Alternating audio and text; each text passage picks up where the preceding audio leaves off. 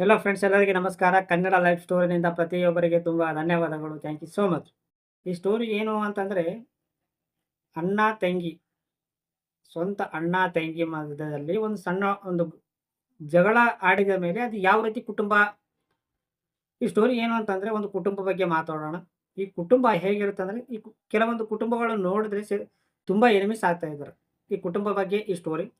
So ಈ ಸ್ಟೋರಿಯಲ್ಲಿ ಹೇಳಿದರೆ, ಒಂದೇ ಊರಲ್ಲಿ ಮೂವರು ಅಣ್ಣ ತಮ್ಮರು, ಇಬ್ಬರು ಅಕ್ಕ ತಂಗಿಯರು ಇರ್ತಾರೆ. ಅವ್ರು ಯಾರು ಒಂದೇ ರಕ್ತ, ಒಂದೇ ತಾಯಿ ತಂದೆ ಹುಟ್ಟಿದವರು.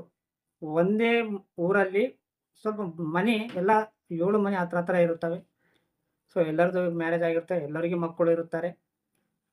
ಸೊ 2014ರಲ್ಲಿ ಮೂವರು ಅಣ್ಣ ತಮ್ಮರು ಇರ್ತಾರೆ, ಇಬ್ಬರು ಅಕ್ಕ ತಂಗಿಯರು ಇರ್ತಾರೆ. ಅವೆಲ್ಲ ಒಂದೇ ಊರಲ್ಲಿ ಇರ್ತಾರೆ, ಎಲ್ಲ ಮನೆ ಬಾಜು ಬಾಜಿಗೆ ಇರುತ್ತವೆ. ಆವಾಗ ಅವ್ರ ರಿಲೇಷನ್ಸ್ ಅನ್ನೋದು ತುಂಬ ಚೆನ್ನಾಗಿರುತ್ತದೆ.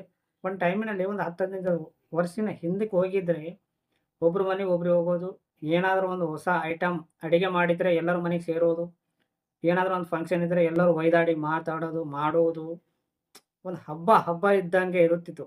ಬಟ್ ಒಂದು 2014ರಲ್ಲಿ ಒಂದು ಸಣ್ಣದು ಒಂದು ಮ್ಯಾರೇಜ್ ಇತ್ತು.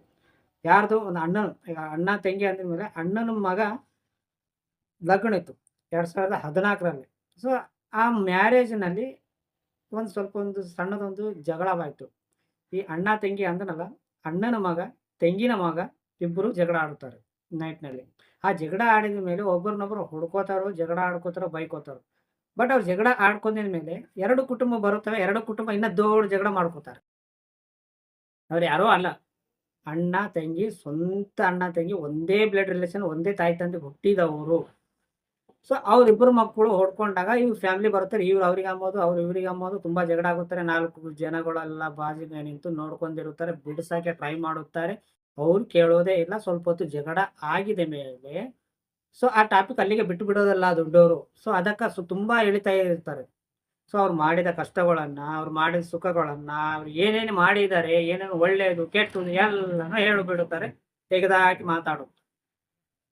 ಅಷ್ಟು ಯಾರೋ ಒಂದು ಹೆಂಗಿದ್ದವರು ಹೊಡ್ಕೊಂಡು ಬಿಡುತ್ತಾರೆ. ಬಟ್ ದೊಡ್ಡವರು ಮಾತ್ರ ಬಿಡೋದಿಲ್ಲ, ಅದಕ್ಕೆ ಹಿಡ್ಕೊಂಡು ಬಿಡುತ್ತಾರೆ. ಎಲ್ಲ ಏನೇನು ಉಪಕಾರ ಮಮಕಾರ ಎಲ್ಲ ಮಾಡಿದೆಲ್ಲ ತೆಗೆದು ಬಿಡುತ್ತಾರೆ. ಅಲ್ಲಿ ಬಿಟ್ಟಿದ ಮೇಲೆ ಒಂದು 2-3 ಗಂಟೆ ಹಂಗೆ ಹೊಡ್ಕೋತ ಕುಂದಾಗ ಸ್ವಲ್ಪ ಆ ರಿಲೇಷನ್ಸ್ ಒಬ್ಬರು ಮನಸ್ಸುಗಳನ್ನು ಸ್ವಲ್ಪ ನೋವಾಗುತ್ತೆ. ಇವ್ರು ಅಂತಿದ ಮಟ್ಟ ಇವ್ರಿಗೆ ಇಷ್ಟ ಕಾಣಲ್ಲ, ಇವ್ರು ಅಂತಿದ ಮಟ್ಟ ಇವ್ರಿಗೆ ಇಷ್ಟ ಕಾಣಲ್ಲ. ಅವಾಗ ಮ್ಯಾರೇಜ್ ಐತಲ್ವ, ಅವಾಗ ಏನು ಮಾಡಿದ್ರು, ಮನಸ್ಸುಗಳನ್ನು ಖರಾಬ್ ಆಗುದು. ಇಬ್ಬರು ಖರಾಬ್ ಆಗಿದ್ದಾಗ ಸುಮ್ಮನೆ ಮ್ಯಾರೇಜ್ಗೆ ಒಂದು ಏನೋ ಬಂದು ಬರಲಾರ್ದು ಸುಮ್ಮನೆ ಇಷ್ಟ ಇಲ್ಲದ ಅಕ್ಷಂತಗಳು ಹಾಕಿ ಹೋಗ್ಬಿಡುತ್ತಾರೆ. 2014ರಲ್ಲಿ ಈ ಸ್ಟೋರಿ ಆಗಿರುತ್ತದೆ. ಒಂದು 10-15 ವರ್ಷ ತನಕ ಅವರು ಇನ್ನೂ ಮಾತೇ ಆಡೋದಿಲ್ಲ. 10-15 ವರ್ಷ ತನಕ ಅವ್ರು ಮಾತಾಡಿಲ್ಲ. ಈ ಫ್ಯಾಮಿಲಿ ಅಣ್ಣೇನೋ ತಂಗಿಗೆ ಮಾತಾಡೋದಿಲ್ಲ, ಅವ್ರ ಮನೆಗೆ ಹೋಗೋದಿಲ್ಲ. ತಂಗಿ ಏನೋ ಅಣ್ಣಗೆ ಮಾತಾಡೋದಿಲ್ಲ, ಅವ್ರ ಮನೆಗೆ ಹೋಗೋದಿಲ್ಲ. ಅವ್ರ ಮಕ್ಕಳು ಇವ್ರಿಗೆ ಮಾತಾಡೋದಿಲ್ಲ, ಇವ್ರ ಮಕ್ಕಳು ಅವ್ರಿಗೆ ಮಾತಾಡೋದಿಲ್ಲ. ಒಂದು ಟೈಮಿನಲ್ಲಿ ಎಷ್ಟೋ ಕುಟುಂಬವಾಗಿ, ಎಷ್ಟೋ ತುಂಬ ಸಂತೋಷವಾಗಿ ಏನಾದರೂ ಒಂದು ಒಳ್ಳೆ ಐಟಮ್ ಮಾಡಿದರೆ, ಏನಾದರೂ ಒಂದು ಹೊಸದು ಐಟಮ್ ಮಾಡಿದರೆ ಎಲ್ಲರ ಮನೆ ಸೇರುತ್ತಿತ್ತು. ಅವ್ರ ಮನೆಗೆ ಇವ್ರು ಹೋಗೋದು, ಇವ್ರ ಮನೆಗೆ ಅವ್ರು ಹೋಗೋದು, ಒಂದು ಫಂಕ್ಷನ್ ಇದೆ ಎಲ್ಲರೂ ಒಯ್ದಾಡ ಮಾಡೋದು ಎಲ್ಲ ಇರ್ತಿತ್ತು 10-15 ವರ್ಷಗಳ ಹಿಂದಗಡೆ ಅವಾಗ. ಬಟ್ ಅಷ್ಟು ದಿನ ಏನೇನು ಮಾಡಿದ್ದು ಮೇಂಟೈನ್ ಮಾಡ್ಕೊಂಡು ಬಂದಿದ್ದು 2014ರಲ್ಲಿ ಏನೋ ಗೊತ್ತಿಲ್ದನೋ ಯಾವುದೋ ಒಂದು ಸಣ್ಣ ಮಾತಿಗೆ ಜಗಳವಾಡುತ್ತಾರೆ ತಿಳಿಲಾರ ಮಕ್ಕಳುಗಳನ್ನು. ಅದರಲ್ಲಿ ಜಗಳವಾಗುತ್ತೆ. ಆವಾಗ ರಿಲೇಷನ್ಸ್ ಅನ್ನು ದೂರವಾಗುತ್ತೆ. ಒಂದೇ ಊರಲ್ಲಿ ಇರ್ತಾರೆ, ಒಬ್ರು ಮಾರಿ ಒಬ್ರು ನೋಡ್ಕೋತಾರೆ, ದುಶ್ಮನ್ ಥರ ಬೆಳೀತಾರೆ. 10-15 ವರ್ಷ ಹೋಗುತ್ತದೆ.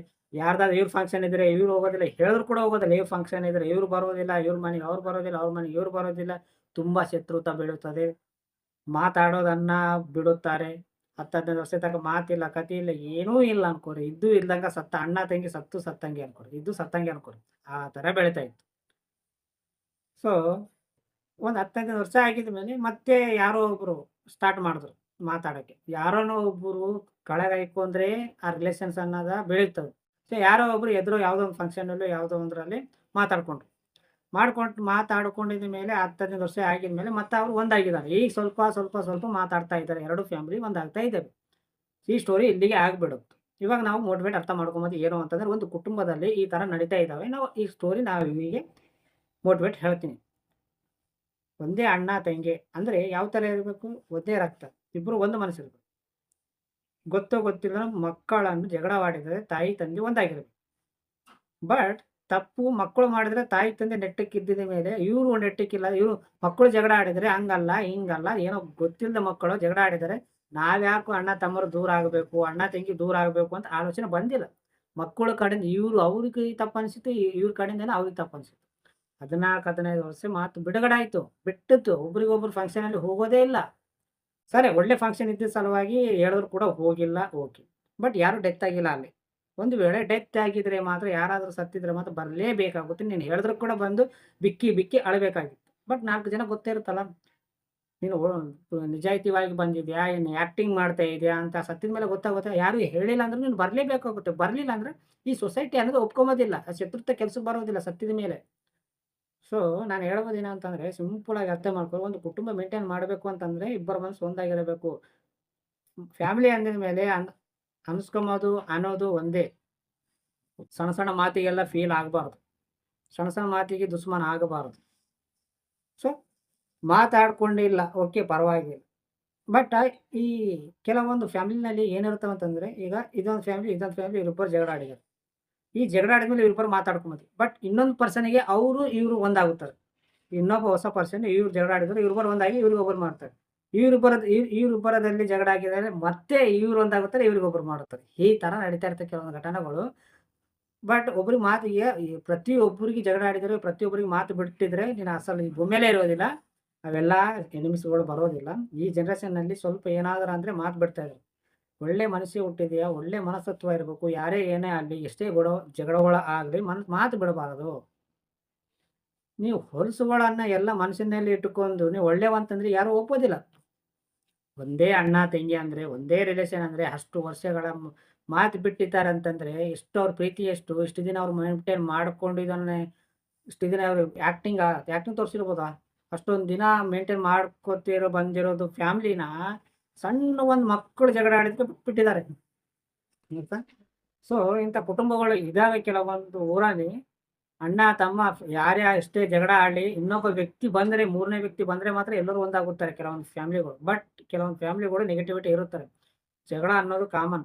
ಸೊ ಅದಕ್ಕೆ ತಲೆ ಕೆಡಿಸ್ಕೋಬಾರ್ದು. ಮಾತು ಬಿಡಬಾರ್ದು. ಹೊಲಸುಗಳನ್ನ ಮನಸ್ಸಿನಲ್ಲಿ ಇಟ್ಕೊಂಡು ಅವ್ರ ಕೋಪ, ಶತ್ರು ಇಂಥವೆಲ್ಲ ಮಾಡಕ್ಕೆ ಹೋಗಬಾರ್ದು. ಅರ್ಥ ಆಯ್ತಾ ಫ್ರೆಂಡ್ಸ್? ಯಾರ ಸೈಡಲ್ಲಿ ಜಗಳ ಬೇಡ. ಎಷ್ಟೇ ಜಗಳ ಆಡಿದ್ರು ಅಣ್ಣ, ತಂಗಿ, ಅಕ್ಕ, ತಂಗಿ ಎಲ್ಲರೂ ಒಂದಾಗಿರಬೇಕು. ಯಾರ ಸರಿ ಜಗಳ ಆಡೋದು ಬೇಡ. ಯಾರ ಸರಿ ದುಶ್ಮನ ಆಗೋದೇ ಬೇಡ. ಅರ್ಥ ಆಯ್ತಾ ಫ್ರೆಂಡ್ಸ್? ಅವ್ರು ಮಾಡಿದ ಥರ, ಅವ್ರ ಕುಟುಂಬ ಮಾಡಿದ ಥರ ನೀವು ಯಾರು ಮಾಡ್ಲಿಕ್ಕೆ ಹೋಗ್ಬೇಡಿ. ಇವಾಗ ಅವರು ಇಷ್ಟು ದಿನ ಏನಾದರೂ ಮಾತು ಬಿಟ್ಟಿದ್ದಾರಲ್ವ, ಇವಾಗ ಅವರು ಒಂದಾಗ್ತಾ ಇದ್ದಾರೆ. ಒಬ್ರ ಮನೆಗೆ ಒಬ್ರು ಹೋಗ್ತಾ ಇದ್ದಾರೆ. ತುಂಬ ರಿಲೇಷನ್ ಬೆಳೀತಾ ಇದೆ. ಯಾಕಂದ್ರೆ ಇಷ್ಟು ದಿನ ಅವ್ರು ಮಾತು ಬಿಟ್ಟಿದ್ದಾರಲ್ಲ, ಸ್ವಲ್ಪ ಕನೆಕ್ಟ್ ಆಗ್ತಾ ಇದ್ದಾರೆ. ಕೆಲವೊಬ್ರು ಅಹಂಕಾರ ಇರುತ್ತದೆ. ಜಗಳ ಆಗಿದ ಮೇಲೆ ಅವನೇ ನನ್ನ ಹತ್ರ ಬರ್ಬೇಕು, ಅವನೇ ಮೇಲೆ ಬಿದ್ದು ನನಗೆ ಮಾತಾಡಬೇಕು ಅಂತ. ನೀನು ಮಾತಾಡಿಲ್ಲ, ಅವರು ಮಾತಾಡಿಲ್ಲ, ಸತ್ರು ಭೀ ಅವ್ರು ಒಂದಾಗೋದಿಲ್ಲ. ಇಬ್ಬರು ಯಾರೋ ಒಬ್ರು ತಲೆಗಿಳಿದ್ರೆ ಮಾತ್ರ ಒಂದಾಗುತ್ತಾರೆ. ಅರ್ಥ ಆಯ್ತಾ ಫ್ರೆಂಡ್ಸ್? ಈ ಸ್ಟೋರಿ ಕೇಳಿದ ಪ್ರತಿಯೊಬ್ಬರಿಗೆ ತುಂಬ ಧನ್ಯವಾದಗಳು. Thank you so much.